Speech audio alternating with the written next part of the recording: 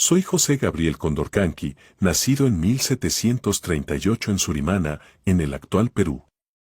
Mi padre era el curaca Miguel Condorcanqui del Camino, y mi madre, Rosa Noguera Valenzuela. Ambos fallecieron siendo yo niño.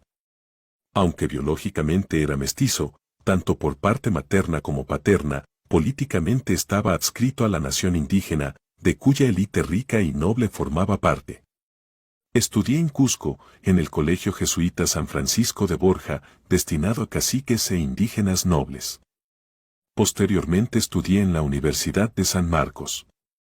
Me gustaba vestir elegantes trajes hispanos y me podía expresar correctamente en castellano, quechua y latín. En 1760 me casé con la también mestiza Micaela Bastidas Puyucagua, con quien tuve 3 hijos, Hipólito, Mariano y Fernando. Tras morir mi hermano mayor, heredé los cacicazgos de Surimana, Pampamarca y Tungazuca, así como casas, tierras, campos de coca y un próspero negocio de arriería. También tenía intereses en la pequeña minería. Gracias a las 350 mulas que heredé de mi padre, pude trabajar la ruta de comercio que ligaba Lima y Cusco con las minas de plata de Potosí. A finales de la década de 1770, la apertura de Buenos Aires al comercio del Alto Perú acabó con el monopolio comercial de Lima, lo que significó una mayor competencia para los productores de Cusco. Por otro lado, la extendida sobreproducción a lo largo de los Andes empujó los precios a la baja. En 1777 reclamé el marquesado de Oropesa ante la Real Audiencia de Lima, para ser reconocido como heredero al trono inca, por ser descendiente directo del soberano inca Felipe Túpac Amaru, título que venía con tierras y haciendas. Sin embargo, perdí el litigio al determinarse que este no me correspondía. Tras mi disconformidad frente a este suceso, me autoproclamé inca y tomé el nombre de Túpac Amaru II. Juré mi coronación como Don José I, por la gracia de Dios, Inca Rey del Perú, Santa Fe, Quito, Chile, Buenos Aires y continentes de los mares del sur, Duque de la Superlativa, Señor de los Césares y Amazonas y Comisario Distribuidor de la Piedad Divina. Desde este momento abandoné la vestimenta hispana y comencé a usar atavíos exclusivamente incaicos. Debido a las bajas temperaturas, las cosechas de 1778 y 1779 fueron muy malas, lo que agravó todavía más la crisis económica. Al igual que le sucedía a los demás caciques, debía mediar entre los corregidores y los indígenas que tenía a mi cargo. La presión económica que sufríamos debido a las reformas borbónicas era muy grande, ya que además de los numerosos impuestos, aranceles y tributos, los corregidores nos obligaban a comprar a precios muy elevados los bienes que necesitábamos para desarrollar nuestra actividad. Yo como inca no me mostraba solamente como rey, sino también como redentor, restaurador del mundo y salvador de los indígenas. Pese a mi reivindicación como descendiente del último inca de Vilcabamba, muchos nobles incaicos me consideraron un advenedizo impostor por ser mestizo, razón por la que no obtuve el apoyo de las 12 panacas de Cusco. El 4 de noviembre de 1780, tendimos una emboscada al corregidor Antonio de Arriaga, lo capturamos y le hice firmar una carta falsa para conseguir dinero, armas y mulas, con las que equipar a mis partidarios. Luego lo juzgué y ejecuté en la plaza de Tungazuca. 6 días después, decreté la supresión de las aduanas, de la mita y del reparto, así como la liberación de todos los esclavos negros que se uniesen a nuestra causa. Con el apoyo de otros caciques llegué a reunir en un inicio un ejército de 10.000 hombres. En un primer momento mi intención no era ir en contra del rey ni de los criollos, sino en contra del mal gobierno de los corregidores. Si bien, conforme se expandía el alzamiento, la rebelión se radicalizaba, llegando a convertirse en un movimiento independentista de restauración del poder inca. Este accionar independentista degeneró en una lucha racial contra españoles y criollos.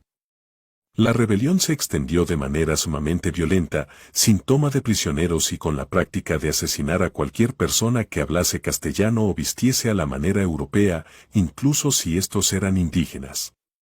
Mi esposa Micaela Bastidas, así como otros familiares, tuvieron una participación de primer orden en el movimiento, tanto en el reclutamiento y abastecimiento, como en la toma de decisiones. El 18 de noviembre de 1780, en Sangarará, se produjo nuestra primera gran victoria militar. Diezmamos al ejército realista compuesto por cerca de 1.500 milicianos. 600 de los cuales se habían refugiado en la iglesia del pueblo, la cual acabó ardiendo en llamas con ellos dentro. Hecho por el cual el obispo Juan Manuel Moscoso nos excomulgó a mí y a todos mis partidarios. En diciembre de 1780, tras diversas batallas, intentamos capturar Cusco, pero tras 3 duros combates sin conseguir tomar la ciudad, ordené la retirada. Tampoco logramos tomar La Paz, propagándose así el desánimo entre mis hombres, lo que provocó que muchos se cambiaran de bando. Las tropas realistas de Lima, al mando del mariscal José del Valle, ocupaban un ejército de casi 20.000 hombres, 14.000 de los cuales eran indígenas, el resto eran mestizos, mulatos y negros libertos. La mayoría del personal de este regimiento eran voluntarios reclutados en Lima y el Callao. El ejército realista nos derrotó en las batallas de Chicacupe y Combapata. Tras esta última derrota, y ya en retirada, nos detuvimos en Langui. Fue Ventura Landaeta, uno de mis partidarios, quien me convenció para descansar en este pueblo antes de continuar con la retirada. Pero se trataba de una trampa. Francisco Santa Cruz, otro traidor, logró contenerme con la ayuda de las mujeres lugareñas, del cura local y de un miliciano mulato, hasta la llegada del resto del regimiento de mulatos. A pesar de que les ofrecí 200.000 pesos para que se unieran a mi bando y me dejaran libre, me apresaron sin consideración alguna y me entregaron a las autoridades virreinales. Fui llevado al Cusco encadenado y montado en una mula. Al entrar en la ciudad, las campanas de la catedral repicaban celebrando mi captura. Posteriormente fui interrogado y torturado. Tras el correspondiente juicio, el visitador José Antonio Areche dictó sentencia, condenándonos a mí, a mi esposa, a mis hijos y a otros líderes, a muerte. Fue una sentencia dictada de acuerdo con las normas legales de la época para reos de rebeldía y traición. El viernes 18 de mayo de 1781, en un acto público en la Plaza de Armas del Cusco, se cumplió mi sentencia. Mis familiares y principales capitanes fueron sacados de sus celdas, custodiados por miembros fuertemente armados de la milicia de mulatos y de Huamanga, hasta llegar a la plaza donde se habían levantado horcas, también vigiladas por mulatos armados. Estos procedieron a cortarles la lengua antes de ser ahorcados. A mí, al igual que hicieron con ellos, me cortaron la lengua. Primero me obligaron a presenciar la ejecución de mis amigos, aliados y de varios familiares, incluyendo la de mi hijo mayor y la de mi esposa. Posteriormente intentaron descuartizarme vivo, atando cada una de mis extremidades a 4 caballos tirados por mestizos, pero sus intentos fracasaron debido a mi complexión física. Por lo que optaron por decapitarme. Tras mi muerte, mi cuerpo fue despedazado, mi cabeza fue colocada en una lanza exhibida en Cusco y Tinta, mis brazos fueron enviados a Tungazuca y Carabaya, y mis piernas a Libitaca y Santa Rosa. Mi hijo menor Fernando, al ser un niño de 12 años, no fue ejecutado, pero se le obligó a presenciar la muerte de nuestra familia, siendo posteriormente desterrado a España. Comenzó entonces la segunda fase de la rebelión, mucho más sangrienta que la mía, bajo el liderazgo de mi primo hermano Diego Cristóbal Túpac Amaru.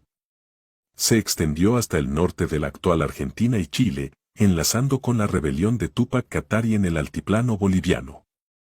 Durante esta etapa, ambos ejércitos se reforzaron, llegando unos pocos miles de soldados españoles al bando realista. Por ambas partes se sucedieron masacres, hambrunas, saqueos y mucha miseria. Sucesos notables de esta etapa fueron la conquista de Sorata y el largo asedio de La Paz, sitiada por Túpac Katari, durante casi 6 meses. Por desgracia para él, también fue traicionado y corrió mi misma suerte. En cuanto a Mariano, mi segundo hijo, fue indultado por los españoles luego de que Diego Cristóbal firmase un acuerdo de paz con los realistas el 11 de noviembre de 1781. Tras la paz, se redujeron las obligaciones de la mita y se abolió la figura del corregidor, si bien supuso un gran menoscabo para la cultura inca. En total se estima que durante la rebelión fallecieron en torno a 140.000 personas.